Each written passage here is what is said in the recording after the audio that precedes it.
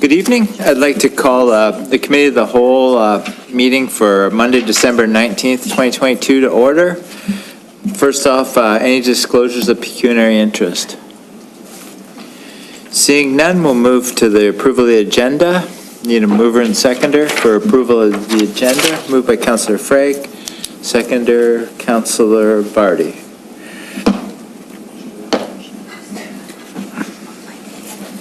Moved by Councillor Frake, second by Councillor Vardy. Resolved that the December 19th, 2022 Committee of the Whole meeting agenda be approved. All in favor?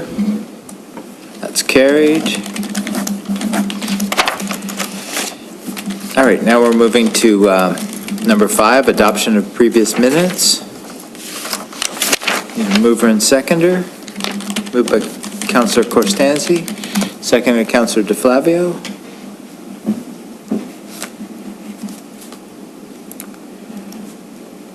Moved by Councillor Corstangi, second by Councillor DeFlavio. Resolved that the Grimsby Public Library Board minutes of October 12th, 2022, Grimsby DIA meeting minutes of August 10th, 2022, September 7th, 2022, and October 5th, 2022 be received. All in favor? That's carried. All right, now we move to the fun part of this meeting. We have the Santa Claus Parade Committee and the Santa Claus Parade winners. What an amazing parade. I had so many accolades, and the wind held off, and it was just an amazing parade. I'm still getting people talking to me and saying how great that parade was. So it certainly was a hit with everyone, and I'm glad that we get to share the winners tonight. And thanks, Trevor. Take it away. Thank you, Mr. Mayor, and thanks for having us tonight. I'm Trevor Ruslow. I'm a recreation supervisor with the town of Grimsby, and I'm here with the Grimsby Santa Claus Parade Committee to recognize the winning entries from this year's parade. As the mayor mentioned, it was a great year, Grimsby's 100th year, and we had a great parade to celebrate it. The weather was looking a little dicey in the morning. It was quite windy, and things settled down just perfectly for us around 3:30, which was really great. So before we do the awards, I did want to thank members of the parade committee who make this possible. Ian Cotty, Andrea Cotty, Amy Lupton, Jenna Lansky, Danny Grusko, and of course our chair, Robin Bradley, and all the staff, community members. I think when you see it, it's not just people who organize the logistics of the parade. You know, every single entry that puts all the lights on, the community groups, the businesses that make it possible, it really is so a huge effort. And as you said, it's a really great year. And if you haven't seen the parade, if you want to watch yourself waving on screen, the live stream is available at grimsbyparade.ca.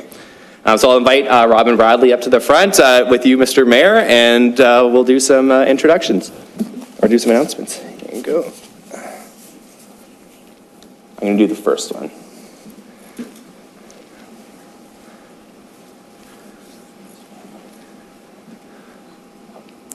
So, Robin, now that I have you up front, I'm going to do my sneaky first award. Robin Bradley has been the chair, not the chair, but with the parade committee for 30 years. 30 years of volunteer service.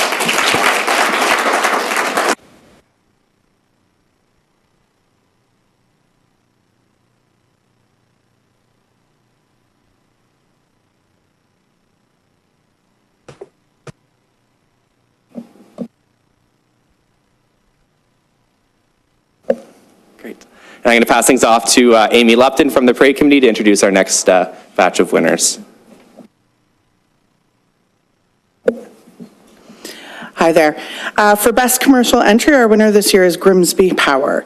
Grimsby Power rolled down Main Street with a fully decorated hydro truck featuring lights, a Grimsby 100 flag, and even Charlie Brown. Grimsby Power is a local distribution company with an emphasis on local. They are responsible for distributing power to customers within the town of Grimsby. Congratulations to Grimsby Power.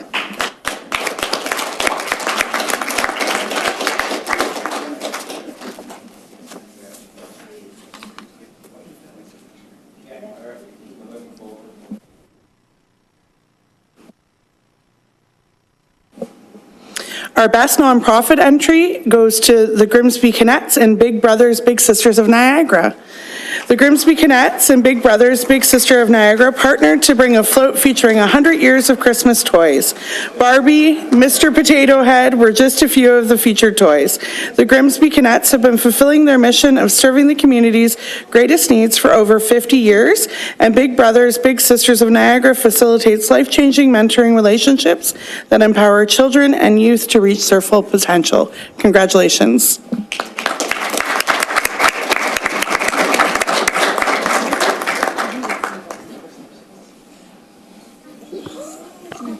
So I don't know how long Mr. Potato Head was here, but I didn't even notice he was there until I looked up, so. Very quiet. Our best walking group goes to First Beamsville Scouting. First Beamsville Scouting not only entered a float in the parade, they also had many scouts dressed as presents walking along the route. First Beamsville Scouting offers scout programs for kids and young adults. They explore the world around them through friendships, team building, camping, crafts, adventures, and more. Congratulations.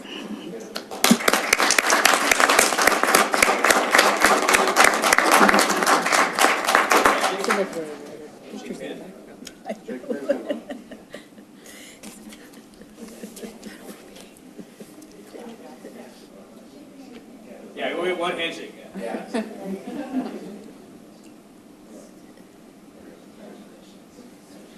Thank you, guys.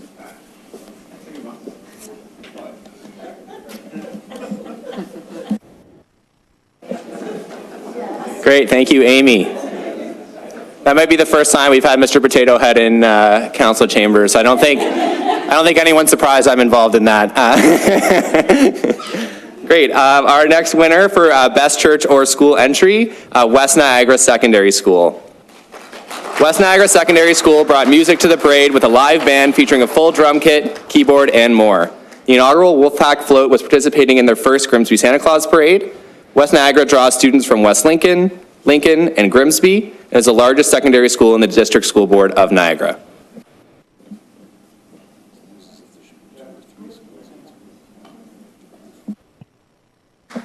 All right, and this is the final award. This is our crowd pleaser overall winning entry. And this year's Arborwood Tree Service. Arborwood Tree Service came not only with a truck and trailer decked out in green lights and decorations, the float featured a large 100 cut into wood to recognize Grimsby's centennial year. Arborwood Tree Service has been operating in the Niagara region and servicing clients for 25 years. Experts in tree preservation love healthy, beautiful trees and hope to make Grimsby and surrounding areas safer and better place, one tree at a time.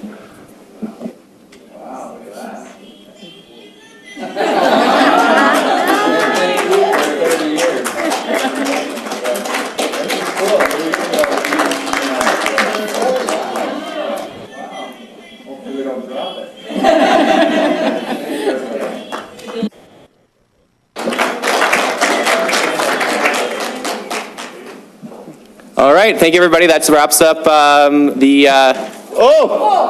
okay? Yeah. I didn't kick my leg out, I promise. Yeah. And so that wraps up our portion. Thank you again, and looking forward to next year's parade.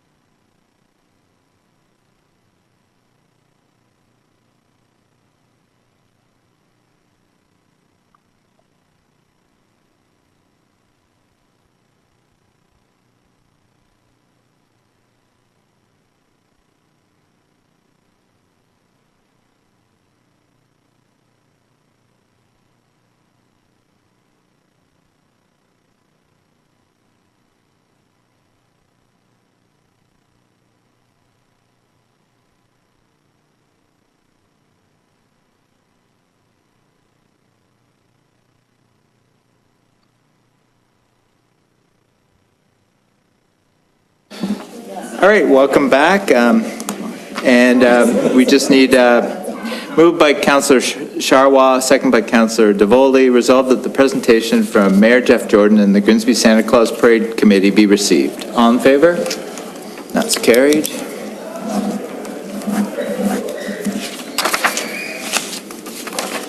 All right, now we move to our consent agenda. Need a mover and seconder for the consent agenda. Moved by Councillor Charwa, second by Councillor Frake. Moved by Councillor Charwa, second by Councillor Frake. Resolved that the Committee of the Whole hereby approves the following item and that the consent item be approved on the recommendation as contained therein. FIN 22-31, third quarter financial update. That report FIN 22-31, 2022, third quarter financial update dated December 19th, 2022 be received as information. All in favor? That's carried.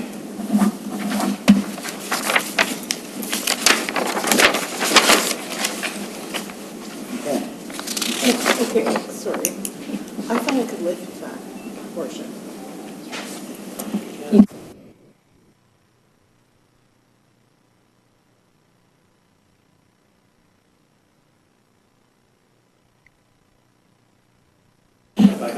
Well, I'm quite happy to, if you have questions to ask. Yeah. Even though it's been approved, go ahead, Councillor Charwa.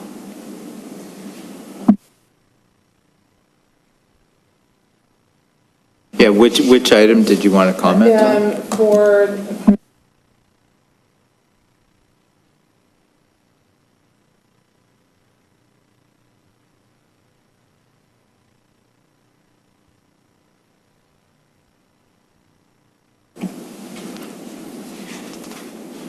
Can I speak to it?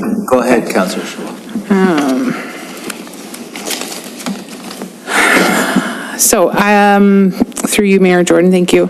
And I apologize if I'm a little bit of a procedural mess for a little while. So, Beth, there were a few things I just had questions about. The first one being the town hall workspace, modernization, phase 1. That was, do we know where, yeah. So I was just looking through some of that and I noticed there's a phase 1, there's a phase 2, phase 3. For phase 1 that we're in currently right now, it's for room division of, it's dividing to make 5 workspaces, is that correct? Through the mayor, I'll do my best to answer this question specifically in relation to the project. Oh, Brandon is on the call. He would probably be best to speak to the phase 1 of that project. Thank you, through you, Mr. Mayor. Sorry for the laugh there. So yes, phase 1, so it's a multi-phase project. Phase 1 was we originally looked at segregating the project into 3 parts. The idea would be we need to basically, for lack of a better word, redevelop or refurnish the interior of the offices. In the original plan to break it out into 3 alternatives, or sorry, 3 steps or 3 phases, was to do the front of the office first. So that would be the finance area and the public works area, followed by the building and building and planning area in year 2, and then followed by administration in year 3. So as where we are to date is we've been working with a consultant, both an engineering consultant and a furnishing consultant, to develop a plan for the full renovation of the facility, and we'll be bringing more information to council later, I guess as part of the 2023 budget process for further information and an update. So, Brandon, just one more question. For phase 1, when we did a tour through Town Hall, I didn't see anything that looked like phase 1 had been completed. So for the $59,599, I'm just wondering what we've paid for so far. So we've had some expenses incurred with the engineering consultant. So part of the renovation would involve, current plans would involve scaling back the front offices. So there's 5 offices on the front, Beth's down to Marvin's on the end, and as well as on the west side of the building. So that'd be Walter's office and Paul's office, and there's one more in there.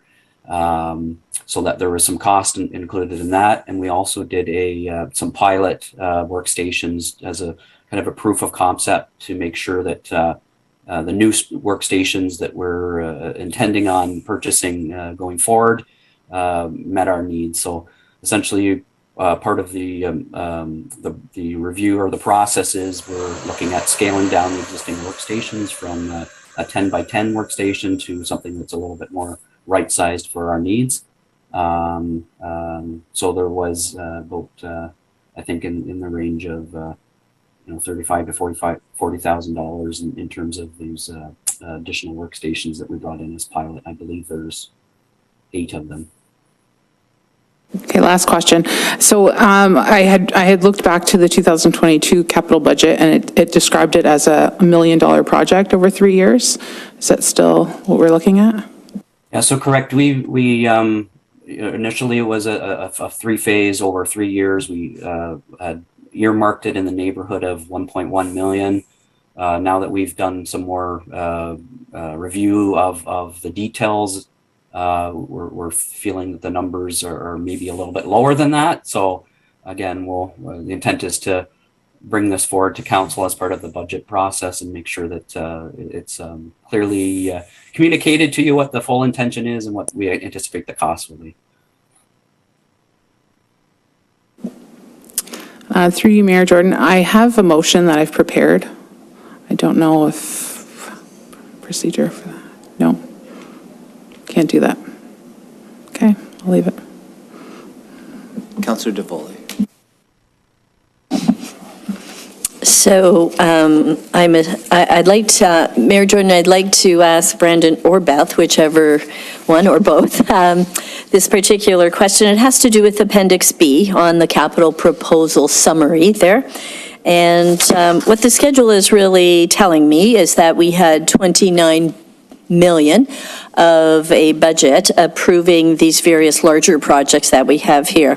And that even after, and because this statement is as of September 30th, Treasury has been so kind as to sort of forecast what they think will still happen between now and the end of December. And so what we're really envisioning is that 20 million will end up being carried forward. On some of the more major projects, perhaps Brandon, could you just walk us through the why as to why they're not progressing as fast as we had hoped? And I'm especially thinking of things like the Casablanca Boulevard, where we even had it budgeted in 2021 and it got carried forward to 22, and now it looks like 23 maybe.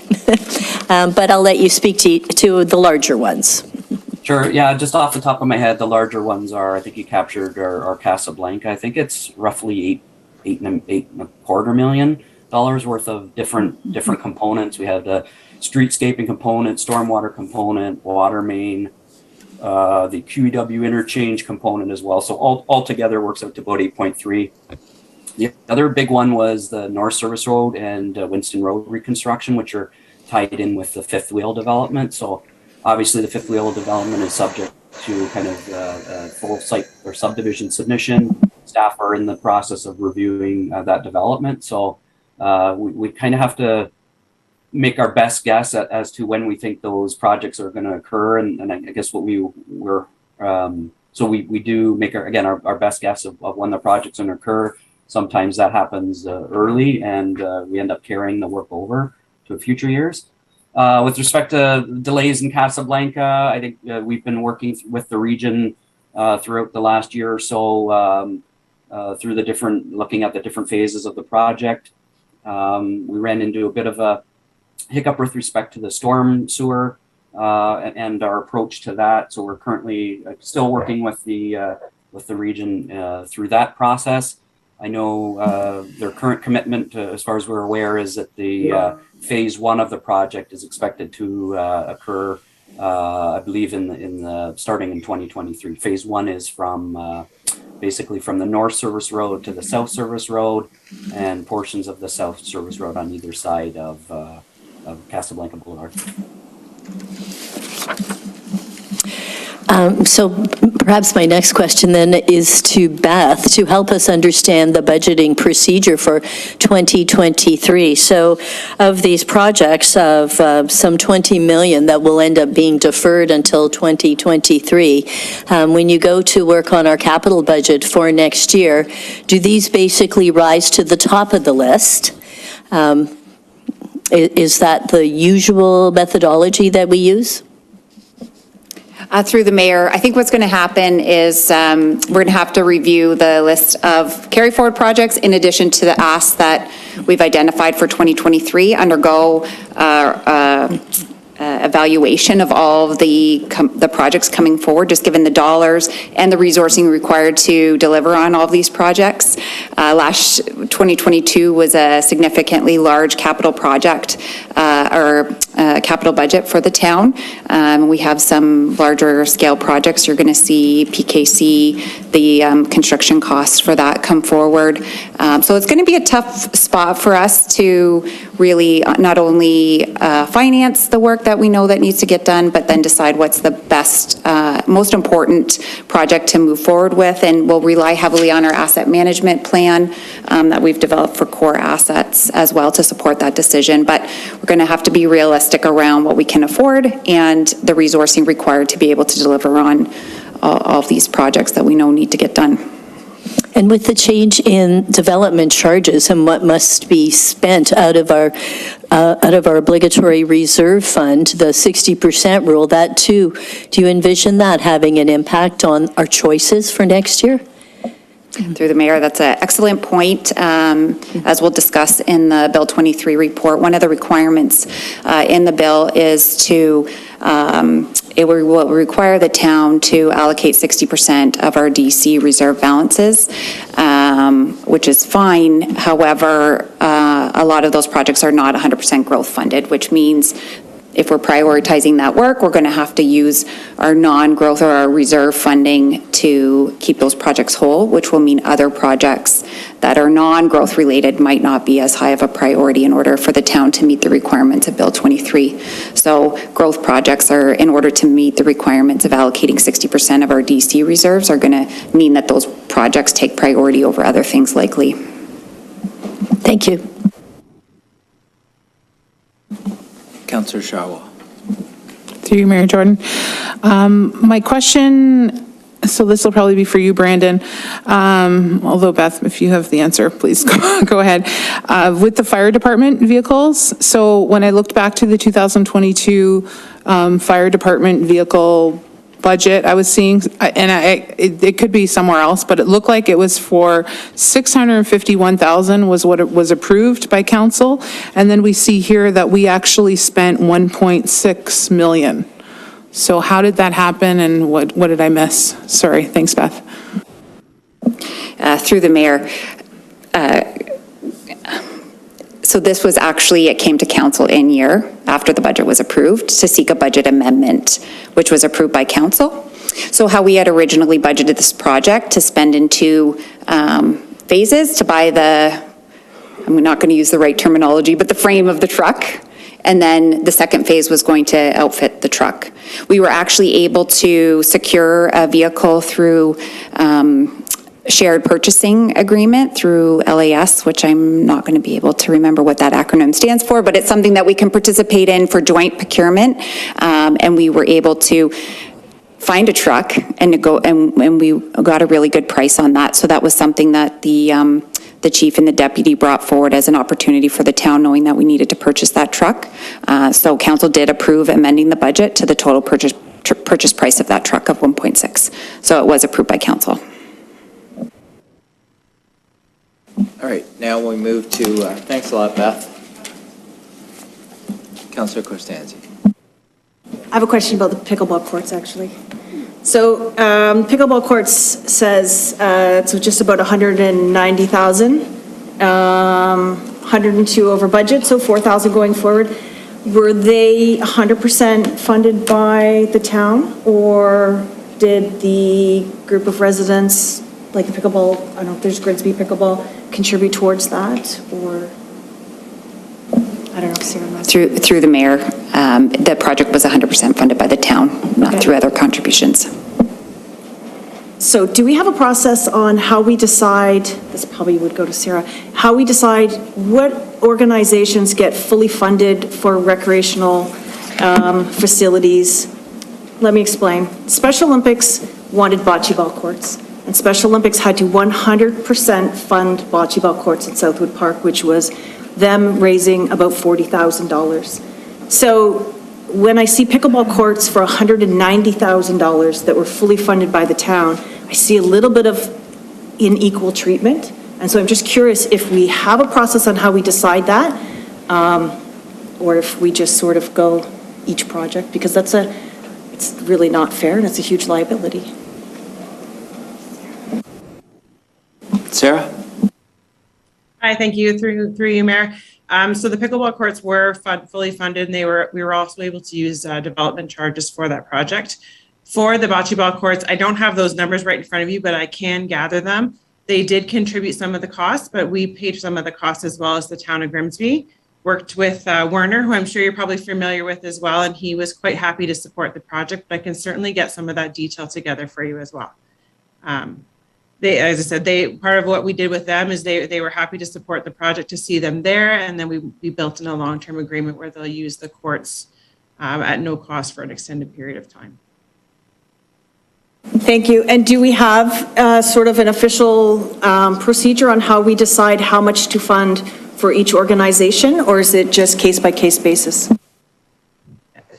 Through you, Mayor, no, we don't have a specific program for that in particular. We work a lot of times we're funding these things in terms of the actual facility, but sometimes we do have contributions from groups for various facilities. Southwood Park, we had contributions from both soccer and baseball. So I wouldn't say it's in a policy or a process specifically. We do sort of work on it case by case. All right, so that's already been approved, and we had a discussion after that. All right, now we're going to move to number 8, Administration and Finance, 8.1, Report CAO 2210. That's actually going to lead it. All right, start it. Yeah, that's going to start, and then Sarah. Yeah.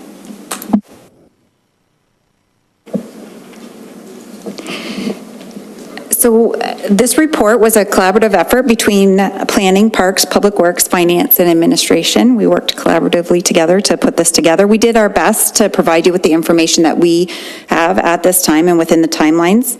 I just want to highlight, as mentioned throughout the report, there's still quite a bit of material information that still has not been developed or released yet by the province.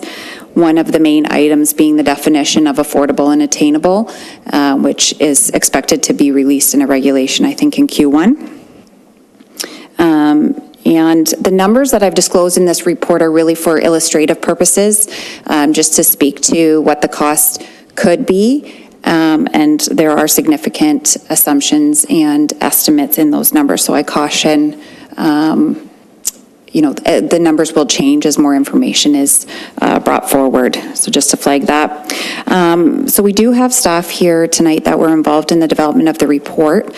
We're going to do our best to answer any questions that you might have based on the information we do know. And then anything that we're not able to address or answer at this time, we'll certainly bring forward back to council in conjunction with, I see this being pretty fluid reporting as we gain more information from the province and we work with consultants and our municipal partners to better understand what the outcomes of this will be and what the risks are to the town and what possible options are to offset some of the costs that we're anticipating as a result of this bill. We're more than happy to answer any questions. Or Sarah, did you want to add anything? We can take the questions now from council.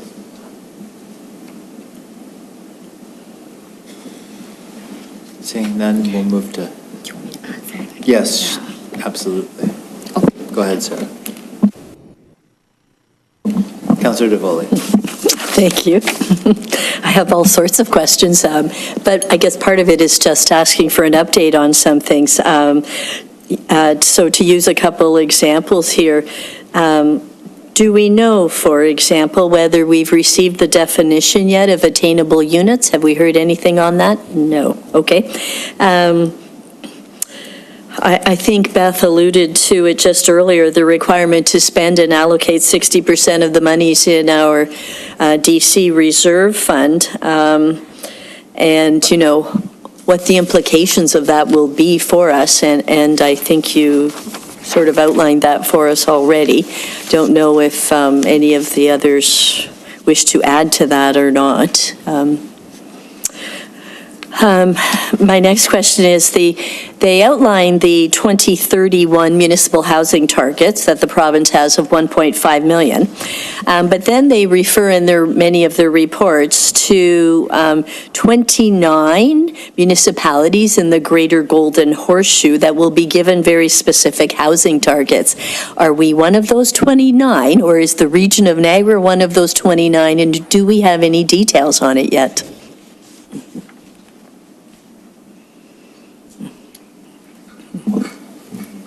Go ahead, Terry. Thank you, through you, Mr. Mayor. The 29 have been listed. They were listed right away on November 24th. St. Catharines is one, Niagara Falls is one in Niagara. We are not one, so they don't have a defined number for us, although as part of the Places to Grow, the growth plan, we are required to meet the 2051 targets that the region of Niagara has set out for us in their official plan. So there is a number for us. It's just not one of the 29 for the 2031 numbers. Yes, they did say in the report that all the rest of us would continue on with the goals as outlined in the official plans and so on. It was interesting. So do you know how many have been assigned or will be mandated for St. Catharines and Niagara Falls, what those exact numbers are? I can't remember those numbers offhand. No, sorry. I know one of the reports that the province was using from this particular firm, the Smart Prosperity Institute, had a schedule in it that listed 39,100 household units by 2031 for Niagara in total. And just, you know, curious now, how much is St. Catharines, how much is Niagara Falls, and then, you know, sort of by default, you know, where might we be in all of this? We know for the 2051 Places to Grow numbers that we have from the region's official plan, we have 7,000 more households for to 2051, and I can't remember the exact number for employment that we're anticipated to do. We are, I can provide you the link to the 29 listed cities that would be great, that more information, yeah. Yes, because certainly in the list, in the previous studies in the spring, you know, the last of the 29 was the region of Niagara.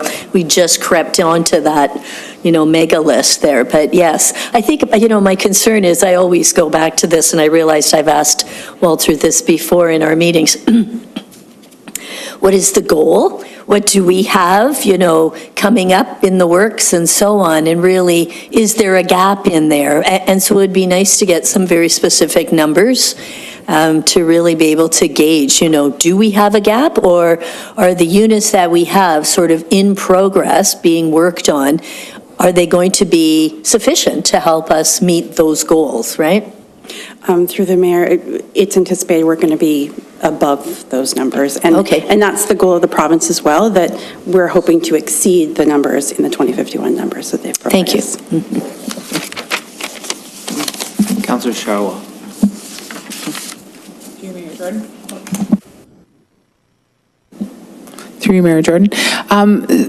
Terry, sorry, you said 7,000 households. Is it not, my understanding was that it was 7,000 people that we have to increase in population by 2051. And I actually believe that we've approved like very close to 2051. I think it was like we're 2,000 or 1,500 people off when I kind of did my my math. So we're very close to that number already, correct? Through the mayor, yeah, sorry, I misspoke. It's people. there's so many different ones that you're looking at, but yeah, it's people and jobs are the ones for the growth plan. And I just want to say thank you to all the staff for doing this. I know it was a really hard exercise, and I know you didn't get a lot of time on it either, so I really appreciate you just working and trying to give us some numbers, so I appreciate it. Councillor DeFlavio. Thank you, Worship, through you. So a couple of questions. The first one is related to the one additional unit that is mentioned. I don't understand what's being allowed. So is that, well, maybe you can explain it, rather than me trying to guess. Through the mayor, what Bill 23 does is, in 2019, I believe, I can't remember the exact year, they allowed for one additional dwelling unit in a house, so the secondary suite, basically. This legislation will bring forward that you can have up to 3 on a property. And so that means you can have 3 in your house, and that's for a single detached, a semi-detached, and I think up to a row. I think that's what it is. And then up to 1 in an attached, like a detached accessory building on your property as well. And that's as of right. You still have to have, it has some requirements for parking. We're not allowed to require more parking spaces than the units allowed. And we're not allowed to specify the size of the unit, the additional units that are allowed. And that would oversee our OP and zoning. Can I just ask, is it okay if I'm sorry, I want to follow procedure, because through you, can I ask follow-up questions? Follow-up questions. Okay, thank you, Worship. So, does that mean, and it could mean both, does that mean dividing the current home into multiple units, or does that mean that people have the right to build an additional unit on the same property, as long as they follow, well, I don't know, like, because we have zoning that prohibits certain things. So provincial legislation would, so granny flats were allowed, for example, in that, and they're allowed in I think the NEC area in certain cases and all that stuff. Does it mean you could build an additional unit, or does it mean you could put a third apartment in or does it mean both? Through the mayor, it means both. So you can add an additional unit in your existing dwelling. You can build that accessory unit on your property to like in a granny flat or whatever you want to call it, like just a detached unit. But it just has to be that accessory unit has to be smaller than the size of your actual dwelling. But no size requirements that we're allowed to impose.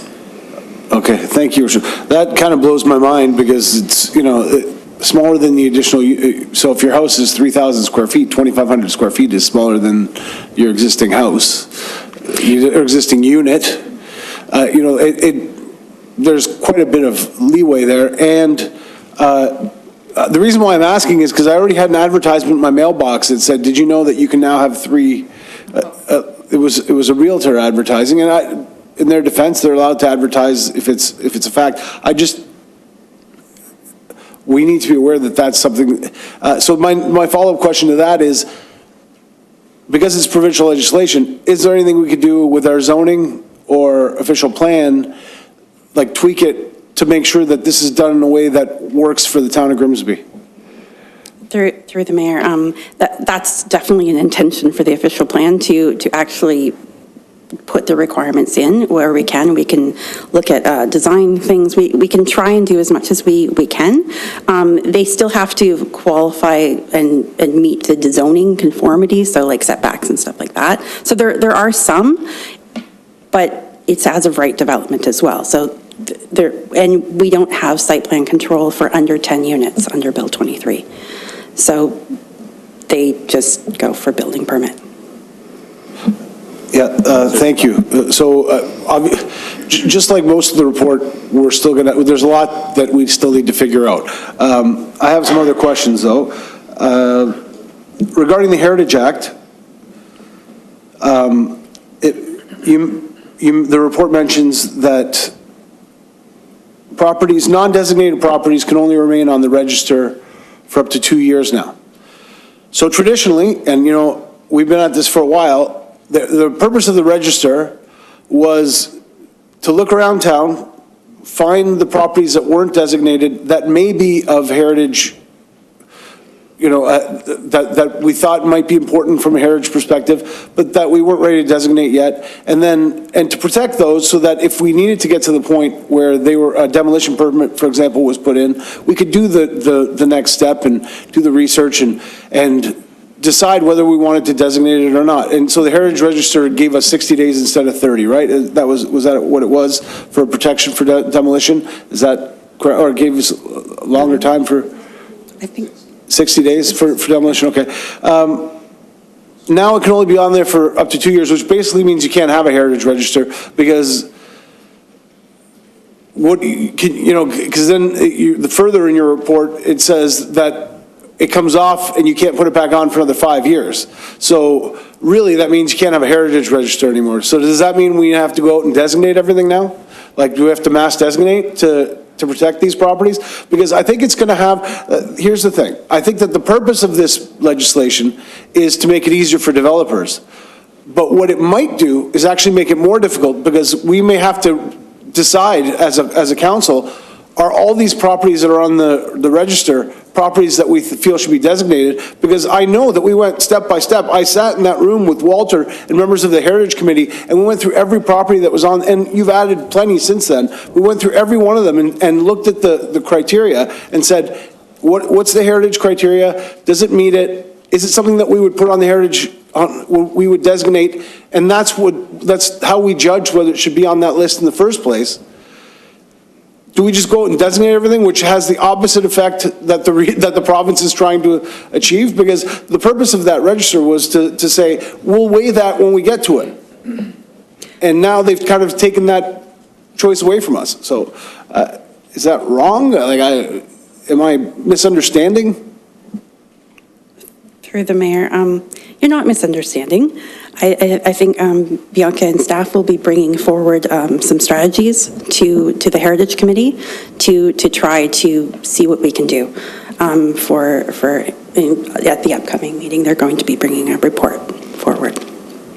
Yeah, and again, my concern is that it's going to result in municipalities having to take a hard line rather than being flexible and designating things just like mass designations. I imagine that that's what's going to need to happen across the province to counteract this, because then otherwise we have no other way to protect these properties. The register was our way of, temporarily protecting the properties that we thought were, anyway. The last question I had was regarding the Ontario Land Tribunals, and maybe this is one of those things that's not vague. I'm sorry, Your Worship, through you. I apologize for not.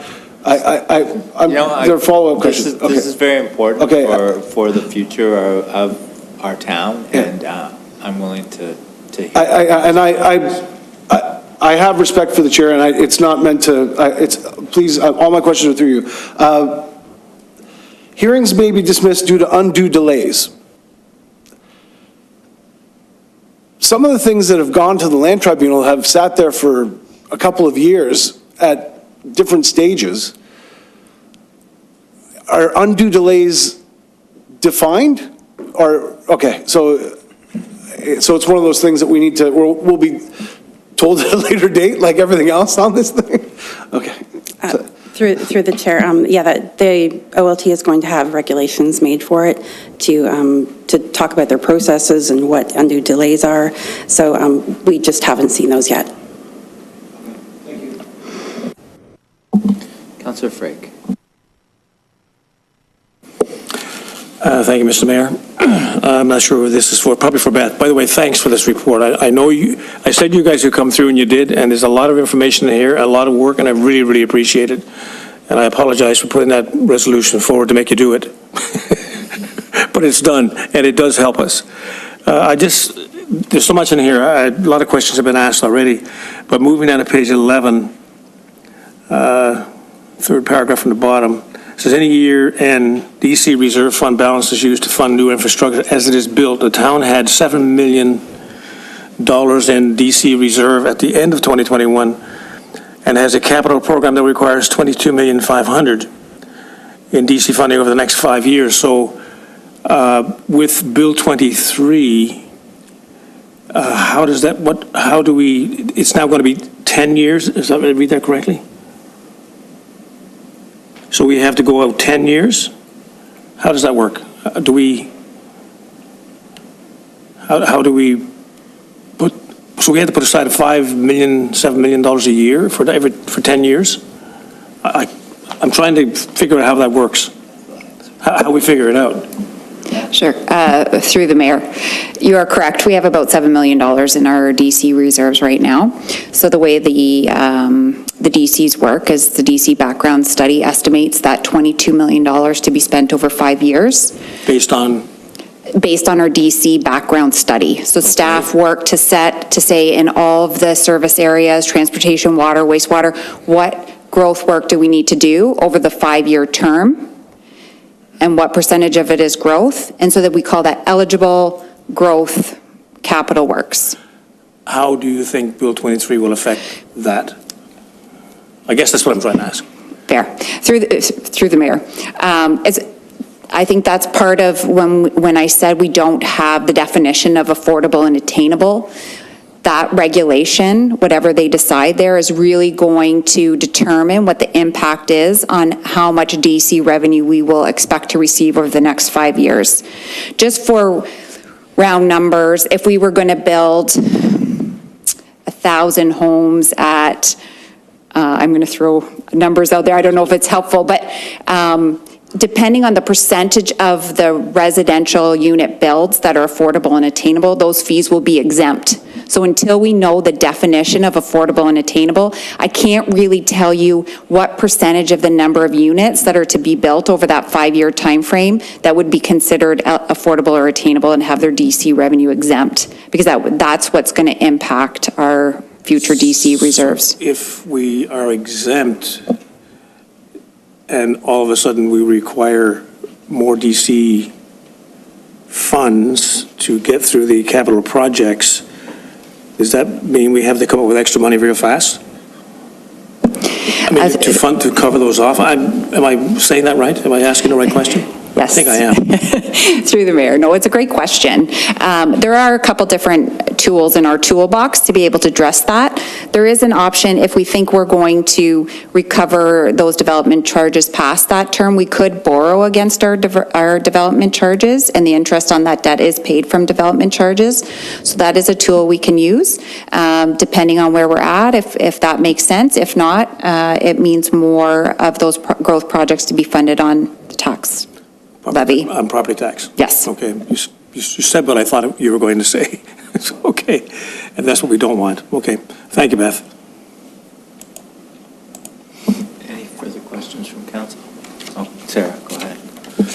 That's what's going to happen. Through you, Mr. Mayor, just wanted to provide the update that we received today that the province is targeting February, March for their timeline to have the facilitator come in and engage municipalities and the region. So hopefully during that time, we'll have more answers than questions, and we'll provide a continuous update to council. Facilitator. Thanks, Sarah. Further questions? Yes. Councillor DeVoley. Oh, sorry.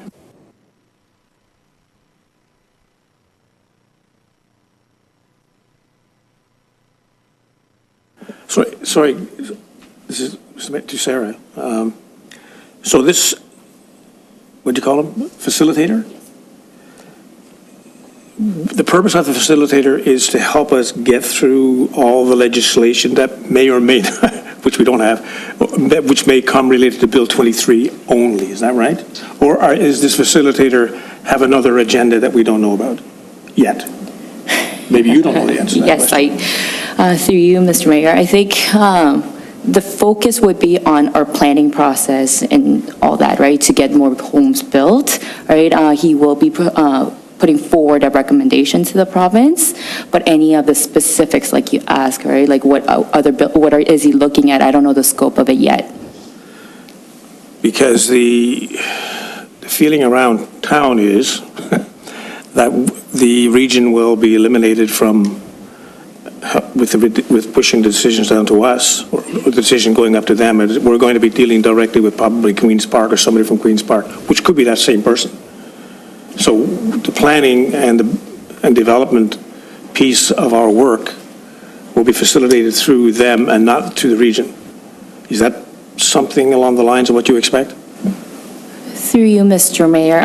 So I think that was... It's going to be taken out of our hands, basically, and the region, and it's going to end up in Queen's Park. So there are discussions about downloading a lot of the services from the region to the municipality, but again, the scope or what exactly they're reviewing has not been defined yet in specific.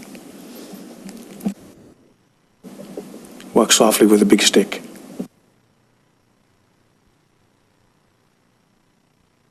Councillor DeFoley. I'm not so sure I have questions as maybe just some thoughts to share and to look at some strategies going forward too. Unlike my fellow councillors, I guess I'm thinking more like an accountant in terms of strategies going through, which I think will become really obvious as I get to that part of my comments.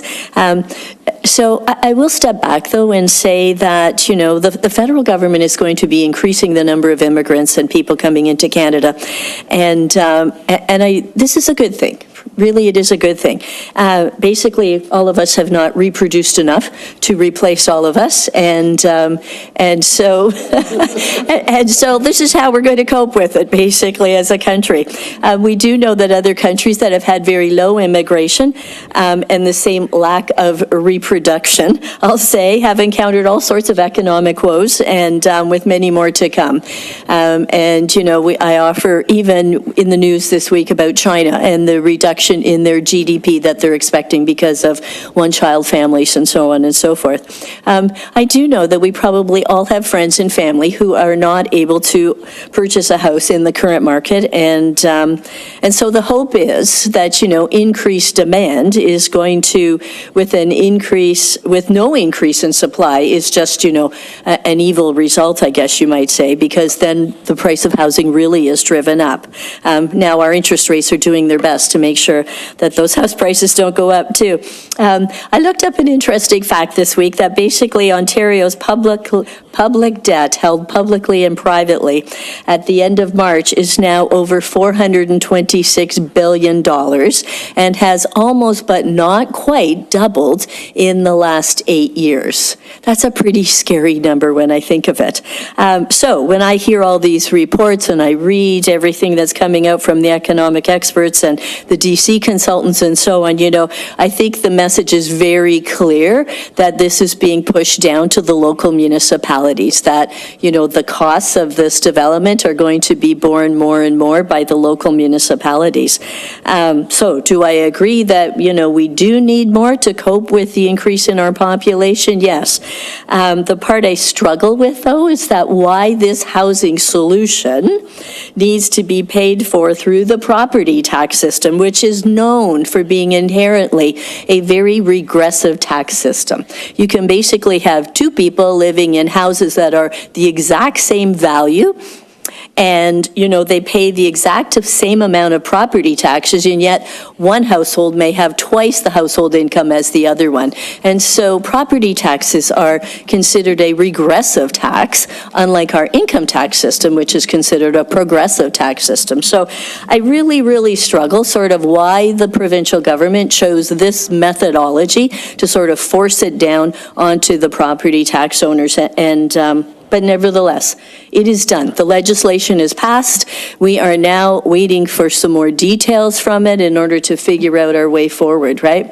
I think, you know, now the accountant speaks, I think our strategy internally has to be that we need to start tracking not just what our lost revenues are in all of this. So every time we have a development, we'll be saying to the Director of Public Works or to our planning department, you know, what would our DC revenue have been pre Bill 23, what will it be post now? What is that difference? And somewhere in our accounting system or in the second accounting system, the behind the scenes, we need to start tracking that, right? What is the loss? What is the loss of revenue? And likewise, what are the additional costs? We're hearing that some of the functions that would have been performed by places like the NPCA or the region of Niagara or whatever are now going to be pushed down to us, right? Won't be done at certain levels. They'll be restricted as to what they'll be studying.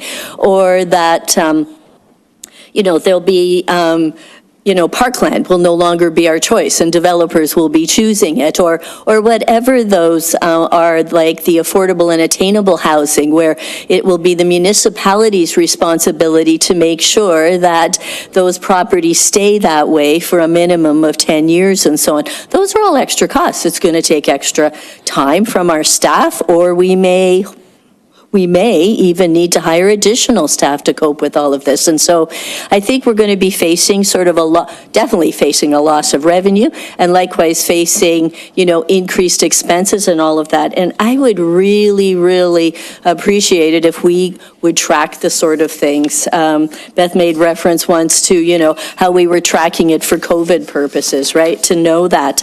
Because I think that sooner or later, our next step has to be to push back, call it lobby, call it push, call it negotiate, call it plead, however it will be done in the end, but back to our provincial government and say, this is the impact on us, and here's the numbers, we've been tracking them for the last year or whatever, what can you do to make us whole? And I realize their debt is, 426 billion at last count, and probably higher since then, but, those functions now are coming back to us, and so I would like to see us effectively keep track of this on a go-forward basis for the next number of years. We're almost going to have, pre-bill 23 and post-bill 23, right?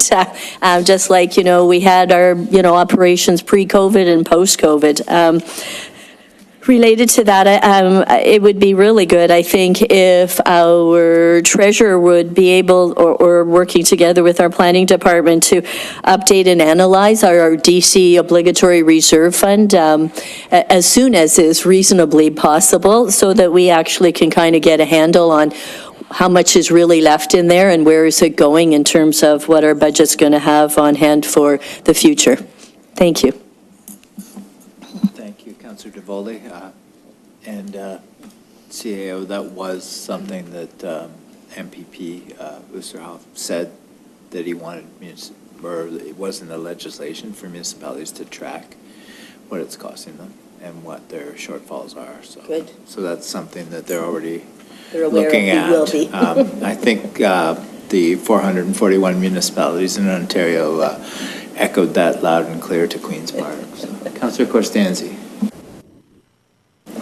Just to comment on that, so I agree, it's important to track. I would also sort of like to see a system where residents can track how this is affecting them. I mean, cost of living has gone up. When we look at, I hate the term affordable housing because it means something different for everybody, but when we look at what it actually, I believe, is now is 30% of your income, which for minimum wage, I think is like $750 to $800. The average rent in Grimsby is $2,500. When we look at our workforce and who works for minimum wage, they can't afford to live here. So we're going to lose our workforce. We need to understand, yes, how this is costing our municipality, but we also need to learn how many residents are moving out of the municipality because they can't afford to live here, and what the increases in property tax is affecting their day-to-day lives. Thank you. Any further questions? Councillor DeFlavio. Thank you, Worship.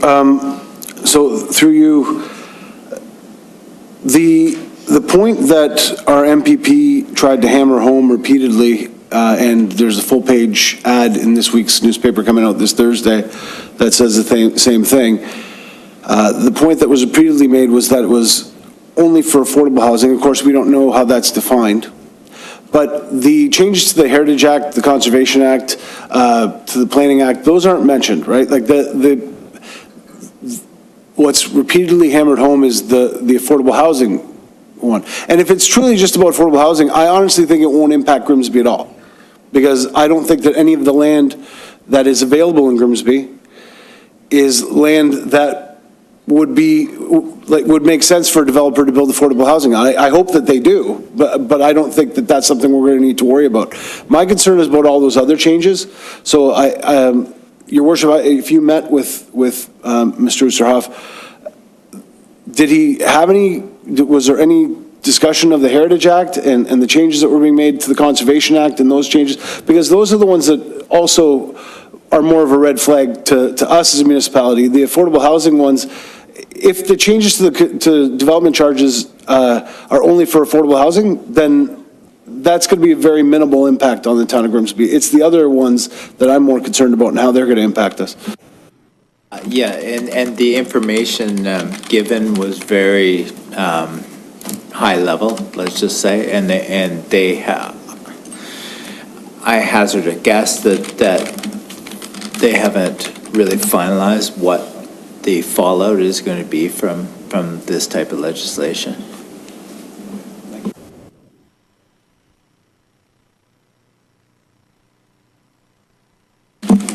Seeing no further questions, need a mover and seconder to receive report CAO 2210.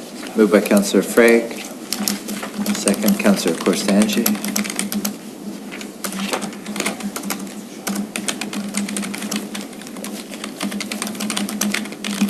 Moved by Councillor Frake, second by Councillor Korstanji. Resolved that report CAO 2210, update on Bill 23, More Homes Built Faster Act 2022, dated December 19th, 2022, be received for information. All in favor?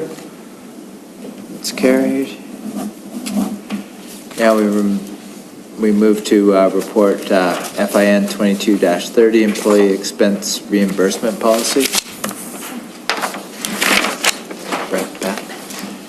Thanks again, Beth.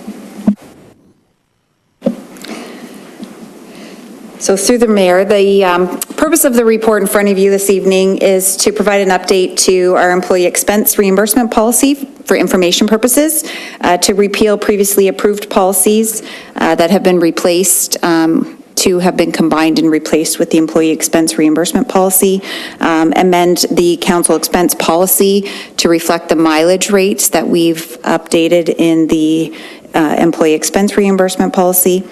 And that is the main change in the employee expense policy, is to align the mileage rates to previous year's CRA rates. And that is in conjunction with a lot of the best practices within our local municipality peers.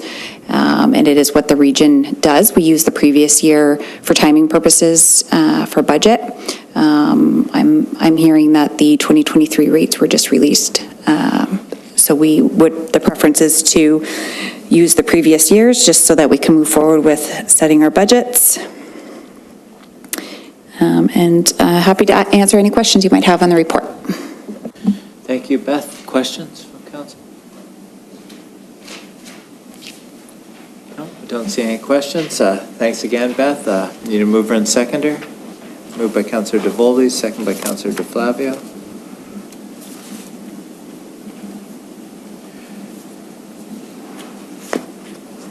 Moved by Councillor DeVoldy, second by Councillor DeFlavio. Resolved that report FIN-22-30, employee expense reimbursement policy dated December 19th, 2022, be received as information, and that amendments to the A09 GOV 130 council expense policy to reflect mileage rate and per diem rate changes to align with the employee expense reimbursement policy be approved, and that TM 1304 mileage and meal allowance reimbursement policy and TR 0243 personnel conference seminar workshop policy be repealed.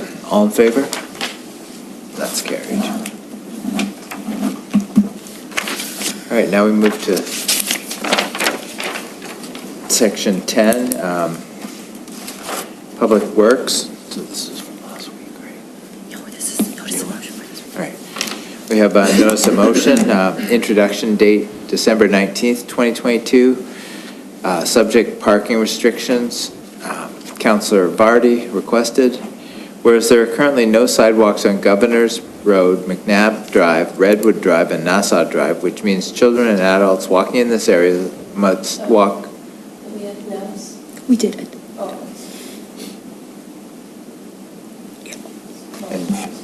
Okay. Which means children and adults walking in this area must walk on the road when traveling to and from school, walking with strollers, dog walking, running errands, etc. And whereas this becomes more difficult and at times treacherous in winter when snow begins to build up and narrow the road. And whereas currently parking on these roads, mostly due to hospital construction and some commercial enterprises, has created a hazard for pedestrians and homeowners alike, which will only worsen when the snow falls. And whereas alternative parking is available for the hospital and commercial enterprises, and whereas several residents have expressed concerns about the situation for pedestrians and have even complained it has been difficult at times to exit their driveways, therefore be it resolved that parking restrictions be implemented and that there be no on-street parking Monday to Friday between 8 a.m. and 4 p.m. on Governor's Road, McNabb Drive, Redwood Drive, Nellis Ave, and Nassau Drive. I acknowledge that this notice of motion will be given consideration at the January 16th, 2023 Committee of the Whole meeting.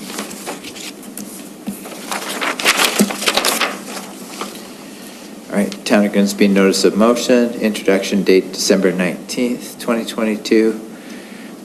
Subject, Bill 23 implications requested by Councillor Corstangi.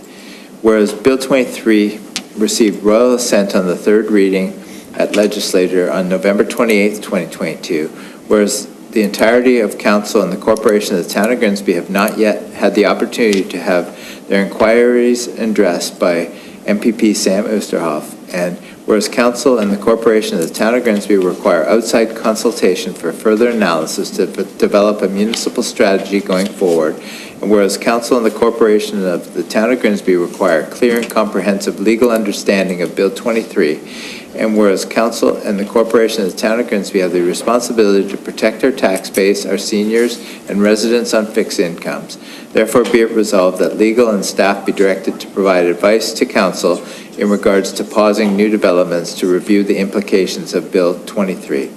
I acknowledge that this notice of motion will be given consideration at the January 16th, 2023 Committee of the Whole meeting. All right, now we move to Section 11, Planning and, oh wait, that was the notice of motion. Yeah. Correspondence, Section 12. Need a mover and seconder to receive the correspondence. Moved by Councillor Corstangi, seconder, Councillor DeVoli.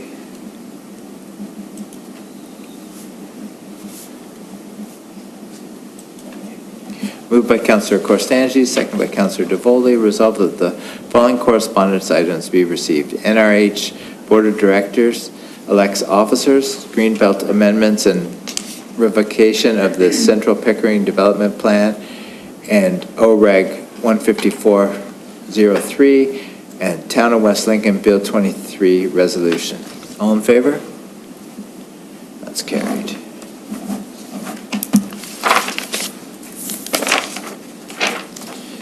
All right, the next meeting of the Committee of the Whole is scheduled for January 16th, 2023 at 6:30 p.m. And we'll be back for council meeting in 10 minutes. Thank you. See you in 10.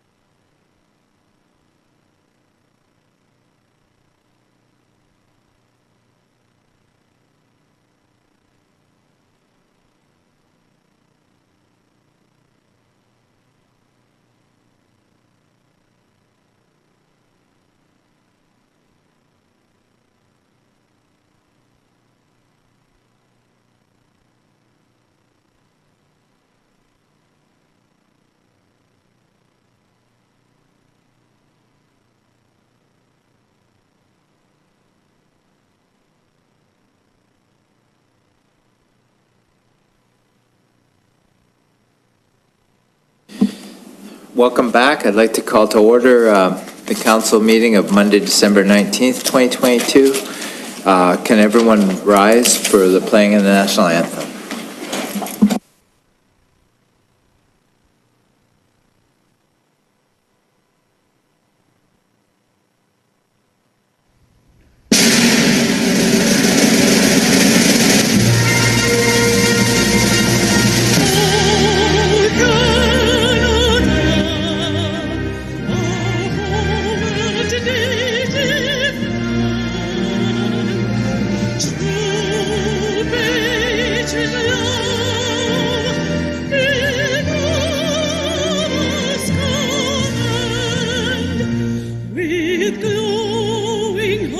We see thee rise, the true north, strong and free.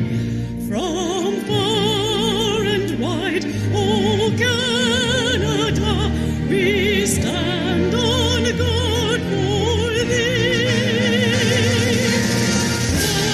God give our land, glorious and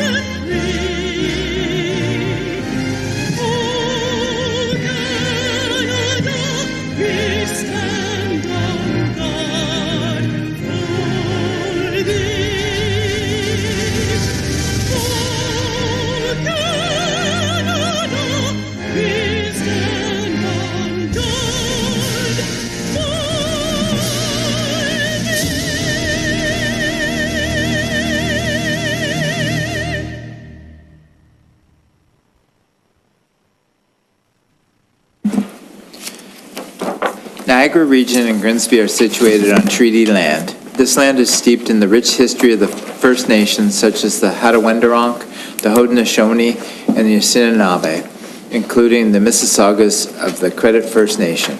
There are many First Nations, Métis, and Inuit people from across Turtle Island that live and work in Niagara today.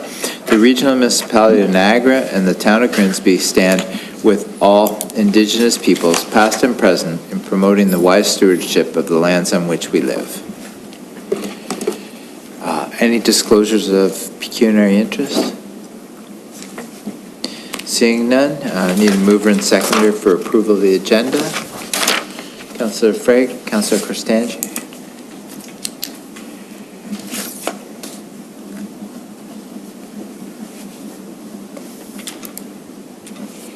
Moved by Councillor Freg, second by Councillor Corstangi. Resolved that the December 19th, 2022 council meeting agenda be approved. All in favor? That's carried. All right, now we move to adoption of previous minutes. We have the Grimsby Public Library Board and Grimsby DIA. Sorry, the council. We're in council.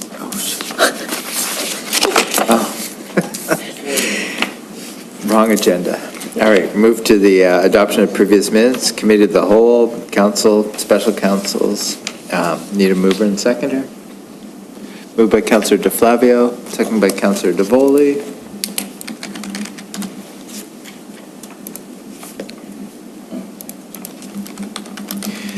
Moved by Councillor DeFlavio, second by Councillor DeVoli. Resolved that the Committee of the Whole meeting minutes of December 5th, 2022, council meeting minutes of December 5th, 2022, special council meeting minutes of December 12th, 2022, and special council meeting minutes of December 15th, 2022 be approved. All in favor? That's carried.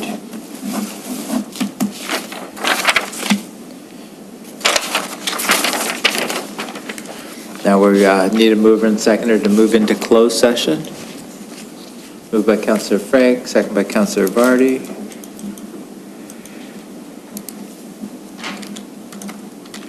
Moved by Councillor Frank, second by Councillor Vardy. Resolved that council meet in closed session under section 2392F of the Municipal Act, where closed meeting is held if the subject matter being considered is advice that is subject to a solicitor-client privilege, including communications necessary for that purpose. For Windward Drive and Sumner Assumption. All in favor? That's carried.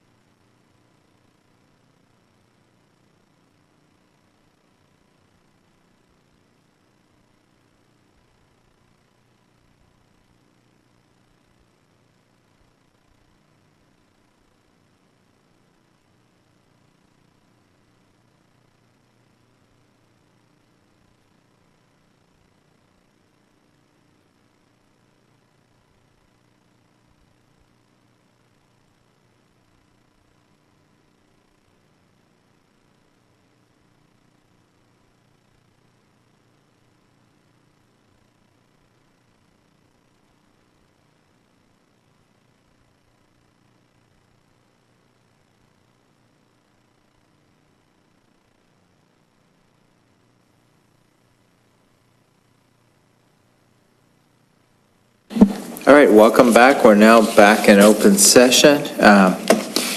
Need a mover and seconder to proceed with the directions provided and closed regarding 4 Windward Drive.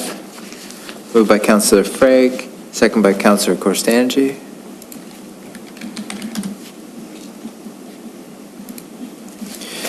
Moved by Councillor Frake, second by Councillor Corstangi. Resolved that staff and mayor proceed with directions provided in closed session in regards to 4 Windward Drive. All in favor? That's carried.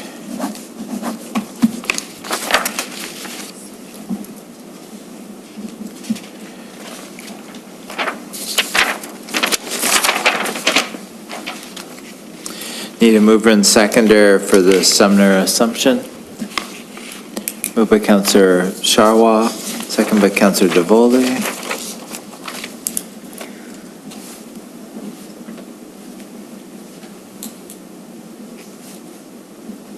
Moved by Councillor Charwa, second by Councillor DeVoldy. Resolved that the information provided in closed session be received for the Sumner Assumption. All in favor? That's carried.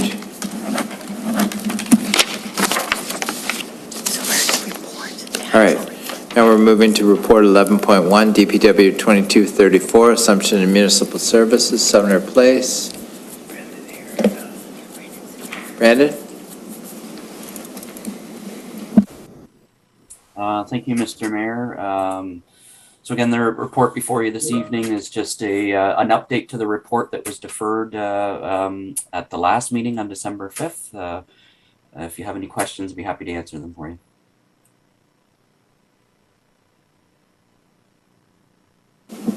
Councillor Charwa. Through you, Mayor Jordan.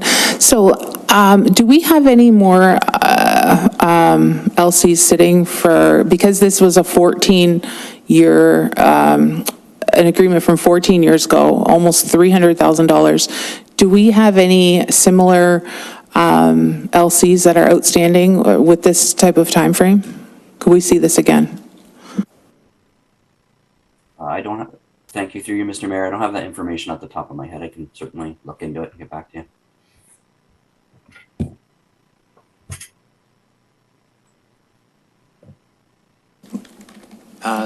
Any further questions? No? Moved by Councillor Charwa, need a seconder. Councillor Barrezzi. Moved by Councillor Charwa, second by Councillor Barrezzi. Resolved that report DPW 22-34, Assumption in Municipal Services, Sumner Place Subdivision Revision 01, dated December 19, 2022, be received and the Director of Public Works be authorized to issue the final certificate of completion of services, and that the mayor and town clerk be authorized to execute the necessary assumption by law. All in favor? That's carried.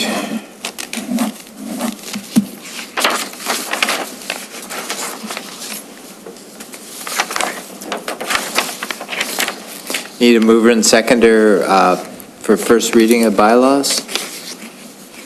Moved by Councillor Barrezzi, second by Councillor Vardy.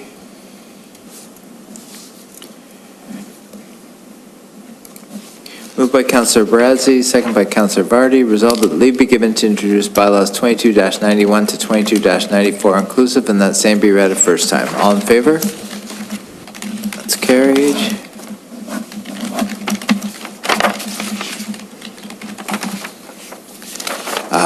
Need a mover and seconder for second and third reading. Councillor Frake, Councillor Vardy.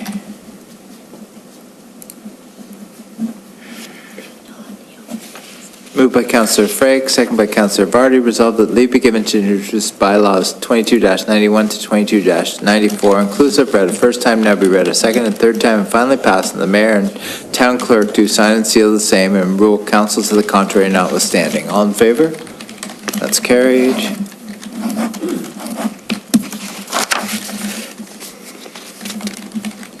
All right, now we move to number 17. Any announcements? Councillor Vardy. Just want to wish everyone in Grimsby a Merry Christmas and a Happy New Year and a Happy Holiday and a Happy Hanukkah and a happy life there. Councillor Corstanzi.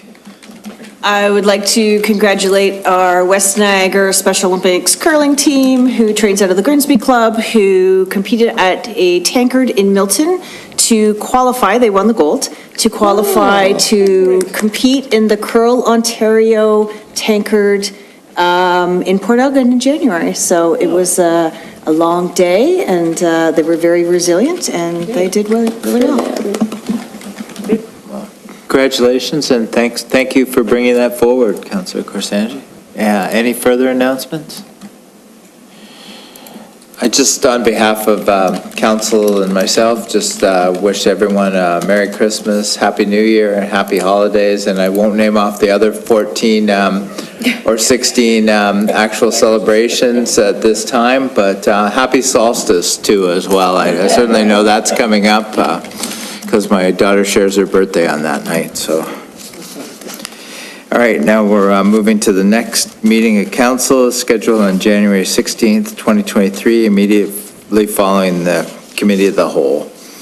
Now, mover and seconder for first reading of the confirming bylaw. Moved by Councillor Vardy, second by Councillor Frake. Moved by Councillor Vardy, second by Councillor Frake. Resolved that leave be given to introduce bylaw 22-95 and that same be read a first time. All in favor? That's carried. Need a mover and seconder for second and third reading. Moved by Councillor DeVoldy, second by Councillor DeFlavio. Pick Don, he put his hand up. Oh, second by Councillor Howe, sorry. I never look up that way. Moved by Councillor DeVoldy, second by Councillor Howe. Resolved that leave be given to introduce bylaw 22-95, read a first time, now be read a second and third time, and finally passed, that mayor and town clerk do sign and seal the same and rule council to the contrary notwithstanding. All in favor? That's carried. Meeting is adjourned. See you next year, everyone. Thank you.